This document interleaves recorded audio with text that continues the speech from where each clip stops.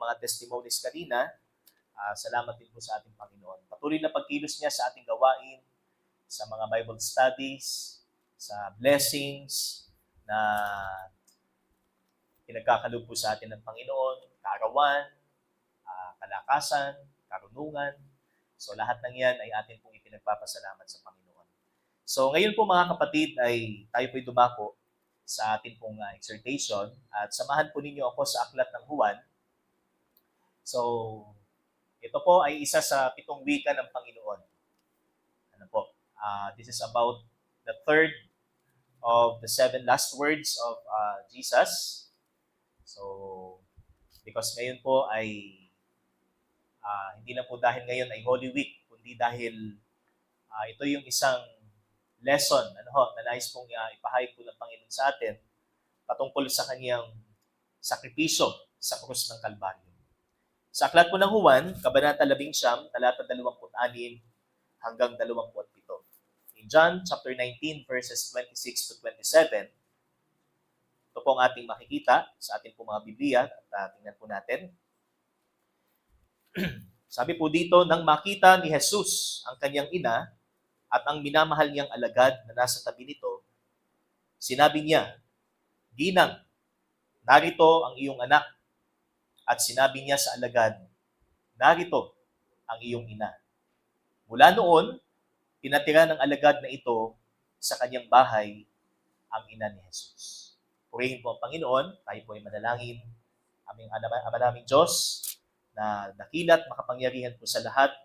Salamat po muli sa oras na ito na inyo pong pinagkalob sa amin upang minsan pa ay aming pagbulay-bulayan sa amin pong mga buhay ang inyo pong sakripisyo o ang pagsasakripisyo ng inyo pong anak, ang aming Panginoong Jesus sa krus ng Kalbaryo. Salamat po Diyos sa inyo pong patuloy na paghahayag ng katotohanan ito sa amin na ang amin pong tinamong buhay na walang hanggan o ang aming tinanggap na buhay na walang hanggan ay nag-cost ng buhay ng inyong pong anak. At tunay na ito po ay kay hirap unawain, kay hirap arukin, Panginoon, sa amin pong may hanggan ng pag-iisip. At muli, O Diyos, humingi po kami ng tawad sa amin pong mga pagkakasala. Hindi po maging balakid ang laman o ang kaaway upang hindi po kami makapakinig sa inyo pong mensaheng ito. At ang inyo pong lingkod, patuloy po o Diyos, paging dapatin niyo po ang aking damdamin, ang aking isip, sa paggamit niyo po sa akin bilang inyo pong tagapagsalita. At patuloy niyo po lamang itago ako sa likod ng inyo pong kabanalan, Panginoon. Ang lahat ng papuri, pasasalamat at pagsamba ay para lamang po sa iyo, sa pangalan ng iyong anak na si Jesus. Amen at amen. So, ito po yung pangatlo. So this is the third of the 7 last words ng Panginoon. And ito yung tungkol sa paghahabilin ng Panginoon sa kanyang ina. We know na ito po ay si Maria, of course. Ano po? But makikita po natin yung sitwasyon po dito ay very dramatic and kumbaga ito ho ay kumukurot sa puso. Lalo na sa part po ni Maria bilang isang ina na nakikita po niya na ang kanyang anak po ay duguan at dying. So siya ho ay malapit ng mamatay. And nandun din po ang presence ni John na apostle ng Panginoon. So siya yung tinatawag po nating minamahal na alagad ng ating Panginoong Jesus. Na kung saan sa kanya po inhabilin ng Panginoon ang kanyang ina. At sa unang tingin, ang ikatlo sa 7 huling wika ng ating Panginoon ay tungkol lamang sa pagbibilin ng isang anak na malapit ng mamatay sa kanyang ina na isa ng byuda. So, by tradition, or traditionally po, sinasabi po dito na ang ama o yung foster father po ng Panginoon na si Jose ay patay na noong panahong ito. At si Maria po ay isa ng byuda o isa ng balo. At ayon po sa custom ng mga Hudyo o sa kaugalian po ng mga Hudyo, kapag ang isang ina ay namatayan po ng asawa, so ang may kumbaga ang may obligasyon na po sa kanya sa kanyang kumbaga safety and kumbaga care ay ang kanyang panganay na anak na lalaki. At ito nga po ay ang ating Panginoong Hesus. So ang panganay niyang anak na lalaki ang siyang responsable na sa pangangalaga at kapakanan ng kanyang ina. Ngunit sa pagkakataong ito, ang panganay na anak naman ang siyang mamamaalam sa kanyang pinakamamahal na ina. Kaya napakalaking hinagpis sa part po ni Maria ang ganitong tagpo na kung saan ay kumbaga, sa Panginoon talagang alam niya na ito yung tamang panahon upang ibigay niya ang kanyang buhay para sa sanlibutan. Samantalang ang kanyang ina, so ganun na lamang ang kanyang paghihinagpis na makita niya sa ganoong sitwasyon ang kanyang anak. Hindi po ba? Ngunit sa kabila po ng lahat ng ito, natupad pa rin ang plano po ng Panginoon, natupad po ang pagliligtas, ang plano ng pagliligtas, at isang bagong pamilya ang nabuo sa paanan ng krus. Kaya ito po ang ating pamagat, isang bagong pamilya sa paanan ng krus. At ito pa ang isang malaking tanong. Bakit sa alagad ni Jesus niya ibinilin ang kanyang ina at hindi sa kanyang mga kapatid na lalaki? Kasi sa kaugaliang Hudyo po, so pagka ang panganay na anak naman ang namatay, so ang sumunod po naman na anak ang siyang magiging responsible sa kanyang ina na isang byuda. Ngunit sa pagkakataong ito, sa isang hindi niya kadugo o sa isang alagad ng Panginoong Hesus niya, inihabilin ang kanyang ina. At bakit sinabi ni Jesus sa kanyang ina na babae, narito ang iyong anak, na kung saan ang anak na ito, ay ang tinutukoy niya ay si Juan. At ang sabi naman niya sa kanyang alagad, narito ang iyong ina, na ang tinutukoy naman niya ay ang kanyang ina sa laman. So, kaya, kumbaga, marami hong mag-a-arise ho ditong tanong sa wikang ito ng Panginoon, na kung saan inihabilin niya kay Juan, although hindi naman siya biologically anak ni Maria, pero sabi ng Panginoon, babae, narito ang iyong anak, at si Juan, na kung saan ay sinabihan siya ng Panginoon, narito ang iyong ina, pero hindi naman si Maria ang kanyang biological mother. So, ano po yung implikasyon ng sinabing ito ng Panginoon? At ano po ang naging kaganapan sa pagbibilin pong ito ng Panginoong Hesus?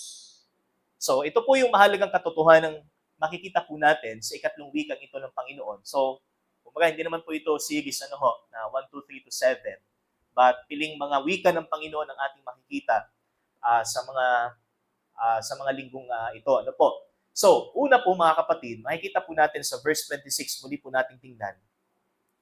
Nang makita ni Jesus ang kanyang ina at ang minamahal niyang alagad na nasa tabi nito, sinabi niya, Ginang, narito ang iyong anak. So, doon po muna tayo sa unang punto. At ito po ay nasa talata 26. At ito ay nagsasabing ito ay pinasimulan ni Jesus sa pamamagitan ng pag-ibig na walang pag-iimbot. So, the selfless love of Jesus ang naging daan upang magkaroon ng isang bagong pamilya na nabuo sa kanyang paanan, kung saan tinawag ho ng Panginoon na ina. Si Maria para kay Juan at anak si Juan ni Maria. Okay? At makita ho natin na ito ho ay nagsimula sa pag-ibig ng ating Panginoon sapagkat sa kabila po ng kanyang sitwasyon, sa kabila po ng kanyang paghihirap, sa kabila po ng kanyang sakit na kanyang tinamo, sa mga sugat na kanyang tinamo, sa mga diskriminasyon at mga pag-uusig at pagpapahirap na kanyang tinanggap mula sa mga tao, ano po ang makikita ho natin? Mas iniisip pa rin ng Panginoon ang kapakanan ng iba kumpara sa kanyang sarili. At sa pagkakataong ito, nakita po natin na mas iniisip pa rin po ng Panginoon ang kapakanan ng kanyang ina. Kung ano ang mangyayari sa kanya sa panahong siya ho ay pumanaw na o kung saan siya ho ay mamatay na. So sa gitna ng kanyang paghihirap sa krus, nakita ni Jesus ang kanyang ina at sa halip na humingi ng awa bilang isang anak na nangangailangan ng pangangalaga at tulong, mas inisip niya ang kapakanan ng kanyang ina. At kahit bilang isang anak sa laman, walang pag-iimbot pa rin ang pag-ibig na ipinakita ng Panginoong Hesus. So, hindi lang po ang kahulugan o ang halimbawa ng pag-ibig na makikita po natin dito, mga kapatid, ay dahil siya ho ay Diyos na nagkatawang tao, kundi pag-ibig ng isang anak sa kanyang ina. Ang pag-ibig ng isang anak sa kanyang mga magulang. So ito po yung isang lesson dito, mga kapatid. Sa paghahabiling ito ng Panginoon sa kanyang ina sa gitna man ng kanyang paghihirap, mas inisip pa rin niya ang kanyang ina. Ano ang mangyayari sa aking ina pag ako'y wala na? Bagamat wala na siyang, sa kabila na siya'y wala ng asawa. So ito yung nasa isip ng Panginoon. Kaya inihabilin niya kay Juan ang kanyang ina. Kaya bilang aplikasyon, tayo mga anak na nakakakilala sa Panginoon, naiisip ba natin ang kapakanan ng ating mga magulang? Naiisip ba natin na kapag dumating ang panahon na sila ay mahina na, handa ba nating isakripisyo ang ating lakas? Handa ba nating isakripisyo ang ating oras para sa kanila? Sapagkat ito ay inihalimbawa ng ating Panginoon. Amen po ba, mga kapatid? So, hindi lang po ito tungkol sa pagliligtas Kaya pagka tinignan po natin yung sitwasyon ng krus o yung pangyayari patungkol po sa krus ng ating Panginoon, hindi lang kumbaga generally, yes, it is about salvation of the mankind. Pero, sa pagkakataong ito, doon po sa wikang ito, makikita natin yung pagmamahal ng isang anak sa kanyang ina. Na dapat halimbawa ito para sa bawat Kristiyanong nakakilala sa Panginoon. Kaya, sabi rito, ito ay halimbawa o inihalimbawa ni Jesus sa kanyang wika. Ang pag-ibig na hindi makasarili ng isang anak para sa kanyang ina at para sa kanyang mga magulang. Ang sabi po ng Kawikaan, Kabanata 23, talata 22, o Proverbs 23:22. Ito po ang ating makikita. Ang sabi po dito, Kawikaan 23:22, pakinggan mo ang iyong ama na pinagkakautangan mo ng buhay at huwag hahamakin ang iyong ina kapag siya'y matanda na. Okay? So, kumbaga ito ay kawikaan. So, we know that Proverbs talks about wisdom.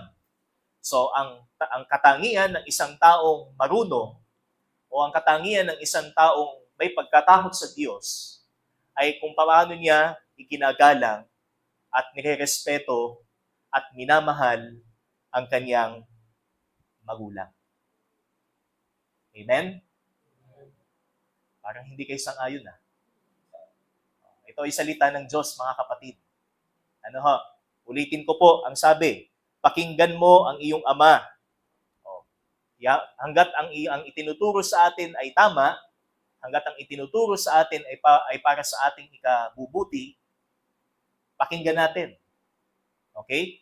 At suklian po natin ng pagmamahal, pagrespeto, at sakripisyo. Kagaya ng Panginoong Jesus. Kasi, sino po ba si Maria? Although siya ay ina ng Panginoong Jesus, pero sumigaw, kumbaga sa Lucas, kung maalala po natin, siya ay nagpuri sa Diyos na kanyang tagapagligtas. Sabi nga parang medyo off, na ang tagapagligtas na ipinadala para sa kanya ay walang iba kundi ang kanyang anak. Yung kanyang minamahal na anak na nagbilin sa kanya, siyang magiging tagapagligtas niya. Di po ba? Kaya, ang sabi diyan, ito ay isang magandang lesson para po sa atin. Yung ginawa ng Panginoong Jesus na pagbibilin ay isang klase ng pag-ibig na may ibang mga Kristiyano ay hindi nila ito nagagampanan. So, they focus on loving others, loving other people, pero pagdating sa sariling magulang o sa sariling pamilya, hindi nila ibibigay ang kanilang pagmamahal kagaya ng pagmamahal ni Kristo. Kaya bilang aplikasyon, so tayo ay maging mapagmahal sa mga taong ibinigay sa atin ng Panginoon para tayo ay palakihin, para tayo ho ay pakainin, para tayo ho ay paaralin. Okay? Suklian po natin ng respeto at pag-ibig. At sa unang Timoteo, mababasa din po natin in 1 Timothy chapter 5 verse 4. Unang Timoteo, kabanata 5, talata 4. Ito naman po ang ating makikita, mga kapatid. So, sabi naman po rito, subalit kung ang isang byuda ay may mga anak o apo, sila ang unang dapat kumalinga sa kanya bilang pagtanaw ng utang na loob sapagkat ito ay nakalulugod sa Diyos. So ito po ang sabi ng talata, na kapag ang isang byuda ay may mga anak o mga apo, sila ang unang dapat kumalinga sa kanya bilang pagtanaw ng utang na loob. At ito ay nakalulugod sa Diyos. So we obey God's commands if we love our parents, okay? If we honor them, if we respect them, we obey the command of God. Pero kung tayo ho ay kabaligtaran ng sinasabi ho ng kasulatan, kagaya ho ng sinabi sa 2 Timoteo, kabanata 3, ano po? So, walang pagkilala sa otoridad ng magulang, walang respeto sa magulang, okay? Hindi tayo.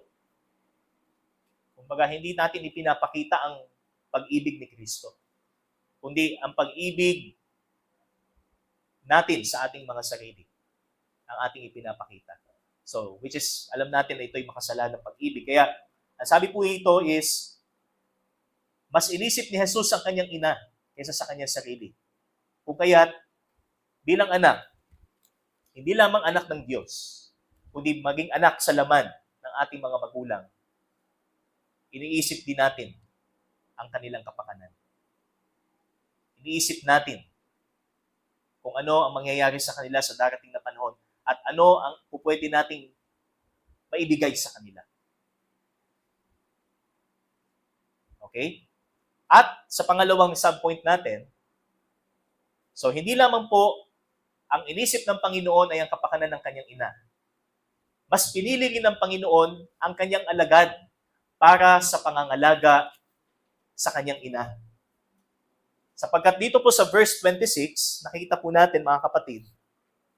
So, balikan po natin yung verse 26 ng John 19. Ano po sabi dito? Nang makita ni Jesus ang kanyang ina at ang minamahal niyang alagad na nasa tabi nito. So, alam niyo po, this is no other than John the Apostle or John the Beloved. Kasi sabi dito, minamahal niyang alagad. So ito ho ang alagad o apostol ng Panginoong malapit sa kanya, sa kanyang puso. Kaya siya si Juan na minamahal. At ang sabi dito, so nakita niya na nasa tabi si Juan. At dito niya ibinilin ang kanyang ina. Kaya ang sabi niya, ginang o babae, narito ang iyong anak. At sinabi niya sa kanyang alagad, narito ang iyong ina. Ito ho ang tanong. Bakit wala rito ang mga kapatid ni Jesus? At sa halip, ang kasama ni Maria ay ang kanyang alagad. Di po ba? Supposedly, sa kapatid niya, sa laman, ano ho, ibibilin kung ang susundin po ay ang kaugaliang Hudyo.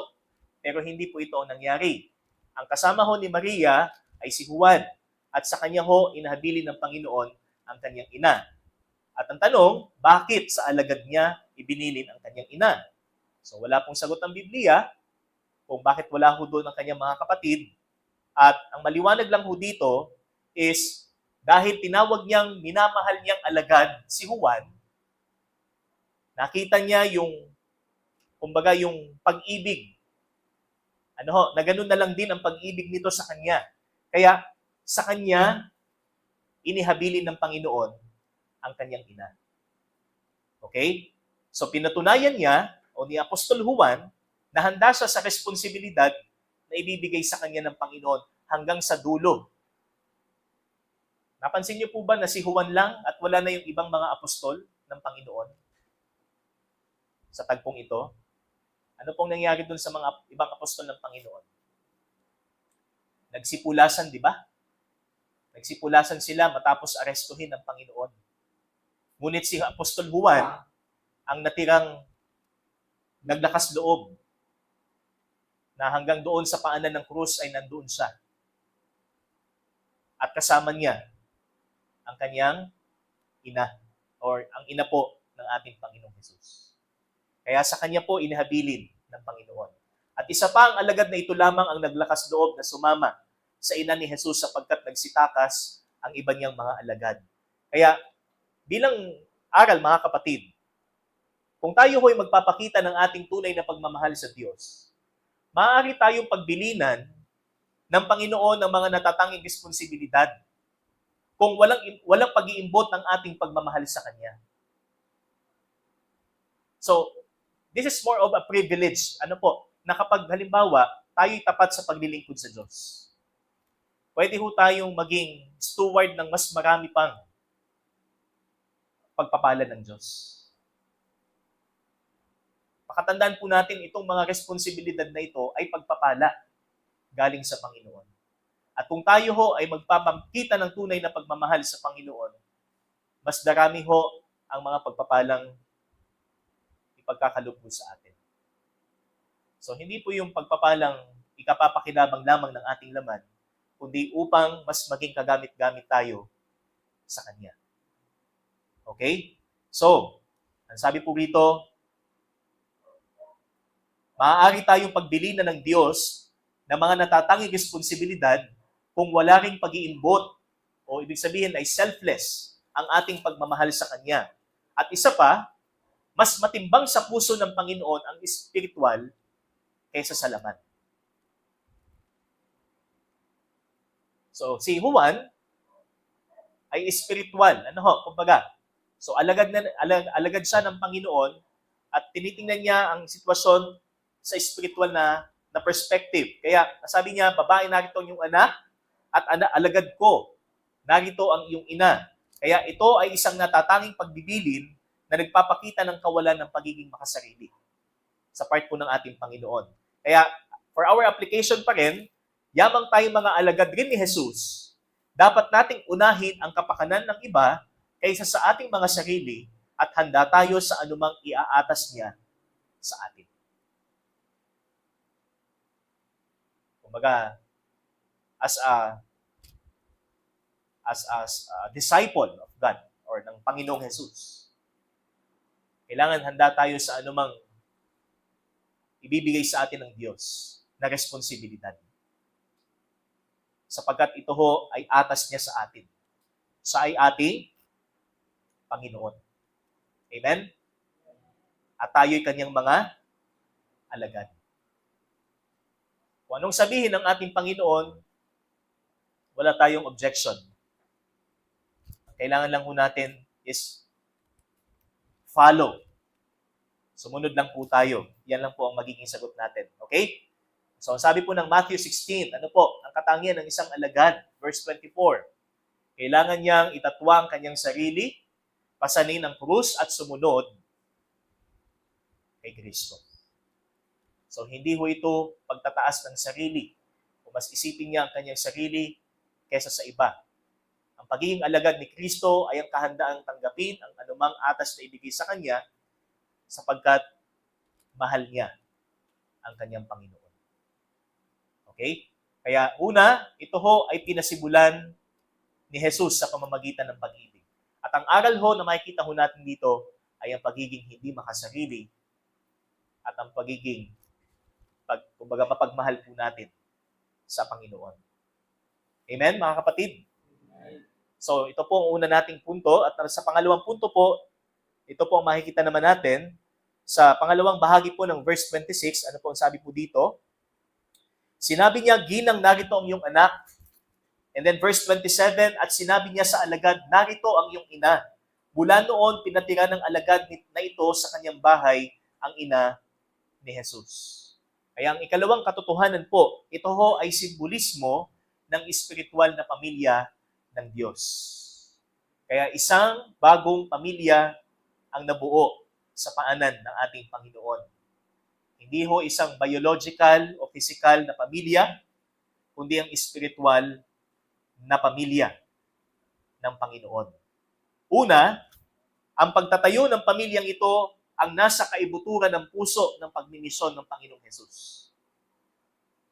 Hanggang sa dulo ng kanyang ministry, malapit na ho siyang mamatay, nandun pa rin yung kanyang pagtupad ng misyon ng kanyang pagkakatawang tao. At ito ay upang ang mga taong magsisisampalataya sa kanya ay mapabilang sa pamilya ng Diyos. Kaya sabi po ng Juan, Kabanata 1, talata 12, subalit ang lahat ng tumanggap at sumampalataya sa kanya'y hindi, sabi dito, binigyan niya ng karapatang maging mga anak ng Diyos. Kaya napakarami hong aral ho tayo makikita doon sa wika na po ng Panginoon. So, nagpapakita ho ng purpose, ng mission, na kung saan ay spiritual na pamilya, hindi o isang physical na pamilya ang itinatayo dito ng Panginoon. Okay? So, kaya tayo ho ay kasama rin sa pamilyang ito ng Panginoon sa pamamagitan po ng ating pagsampalataya sa Kanya. Sinabi rin po ng isang kilalang theologian na si C.S. Lewis, the Son of God became a man to enable men to become the sons of God. So, ang anak ng Diyos ay nagkatawang tao upang tayong mga tao'y maging mga anak ng Diyos. That is the mission of our Lord Jesus. Kaya ang application po natin in our mission, ito ho ang maging goal po natin. Maging mithiin natin na ang ating pamilya, biological family, ay makasama rin natin sa pamilya ng Diyos, which is a spiritual family. Goal po ba natin ito, mga kapatid? Ng ating mga mahal sa buhay na hindi pa nakakilala sa Panginoon ay makasama natin sa pamilya ng Diyos. Ano yung mga initiatives na nating ginagawa? Ano yung mga actions na tinitake na nating gawin para sa kanila upang sila ay makarinig, tumanggap at sumunod sa ating Panginoong Hesus. Kaya kailangan din po nating mag-ingat sapagkat pwede nilang kapisuran kung sakali mang sumunod na sila sa Panginoon, at baguhan pa sila, maaaring katisuran nila ang ating mga kahinaan. Katisuran nila ang ating pag-uugaling bilang makasalanan. Dahil araw-araw natin silang kasama. Kaya maging maingat din tayo, mga kapatid. Sapagkat ang mas iniisip natin ay sila kesa sa ating sarili. Okay? So, hindi na lang natin sila kadugo. O halimbawa, kapatid natin sa laman. Hindi na lang natin sila tinatrato bilang kapatid sa laman. Okay? Kundi hangad din po nating maging kapatid din sila sa pananampalataya. At iba yung antas ng pag-ibig. Na meron po dito. Hindi ho basta lang alam nating kadugo natin sila. Okay? So again, for our application, sa ating pagmimisyon, maging mithiin natin na ang ating pamilya ay makasama rin sa pamilya ng Diyos. Kaya sa biyaya po ng Panginoon, dumadami po tayo sa Bible study, unti-unti, sumusunod sa Panginoon, nakakasama na po natin sa church, and we continue on praying for those na hindi pa natin kasama. Hindi pa sila talagang sumusunod sa Panginoon. Tumanggap na, pwedeng nagsasabing may assurance of salvation na sila, pero yung obedience, hindi pa ganon. Hindi pa sila talaga nag-commit ng kanilang buhay para sa Panginoon. So we continue on praying for them. Kaya meron po tayong gawain ng pananalangin. Okay? At sa ikalawang subpoint natin, kinakailangang mapanatili ang pangangalaga at wastong pagtuturo sa pamilyang ito. So this spiritual family needs, sabi nga, to be taught God's Word. Kailangan silang patuloy na turuan ang salita ng Diyos. Kailangan meron po tayong prayers na lagi po nating ina-address sa Panginoon para po sa mga kapatiran o sa mga mahal po nating kapatid. Kaya ito ang dahilan kung bakit tayo pumupunta sa tahanang ito, sa tahanan ng Panginoon, at ito ang bahagi ng ating pagmimisyon. Not only for those who are lost, hindi lamang po sa mga wala pa sa Panginoon, kundi maging sa mga kapatid po nating mananampalataya sa Panginoon. Kaya nga, our mission is not only evangelizing the lost, but also edifying the brethren in Christ. Amen?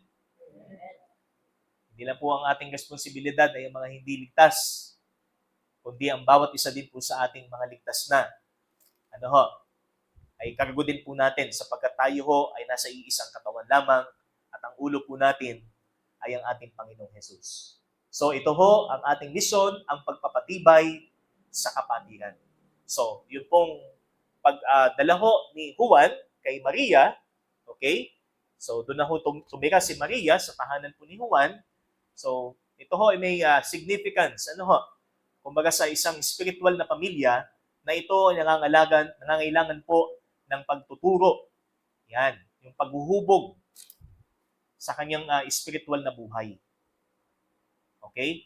Yun po yung, kaya nga itong tinatawag po nating first school. Di ba ang tahanan, ang unang nating paaralan. So dito tinuturuan ang mga bata ng wastong asal at ng mga dapat niyang malaman sa buhay. Okay? Kaya ang application po dito, hindi nagtatapos sa krus ang ating pagiging miyembro ng pamilya ng Diyos. Ipaglingkod natin ang buhay na meron tayo at makiisa tayo sa ministeryo ni Kristo. Hindi tayo tagapanood lamang o tagamasid. Kung tayo ay bahagi ng katawan ni Kristo, meron po tayong bahagi sa ministeryo. At ito ay dapat po nating gampanan. Amen po ba, mga kapatid? So ito ay simbolismo ng pamilya ng Diyos. Spiritual family. Okay? Hindi lang po na-establish o nabuo ang pamilyang ito dahil tinawag ng Panginoon, babae, narito ang iyong anak, o si Juan, na alagad niya, sinabi niya, narito ang iyong ina, na kung saan ay katawagan na meron po sa isang pamilya. Kundi consistent din po ito sa mission ng Panginoong Jesus. Na tayo mga iniligtas niya is kailangan maging goal natin na makapagtayo tayo ng isang tahanan na kumikilala sa tunay at buhay na Diyos. Hindi lang tayo basta lamang, sabi nga, nabubuhay sa mundong ito at bahala na kayo. Baka ganyan pa rin ang ating mentality. Pero ang atas po sa atin ng Panginoon,